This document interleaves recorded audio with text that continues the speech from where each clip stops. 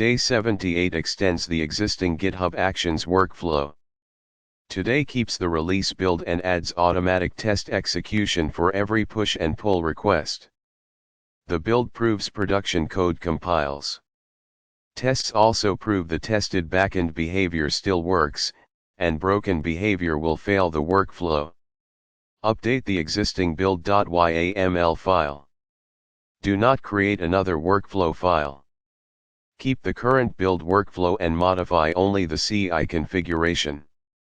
Add a restore step for the test C# project. It needs xUnit, Microsoft.NET Test SDK, and EF Core InMemory packages. Add a test step using .NET Test against the JobTrackr tests project. Use release configuration and no restore, then expect 15 passing tests. The complete CI flow restores production dependencies, restores test dependencies, builds the API project, and then runs the full automated test suite. The service tests use EF Core InMemory databases, so the workflow does not need SQL Server, connection strings, migrations, JWT signing keys, or GitHub secrets. Run the same restore, build, and test commands locally from the solution folder.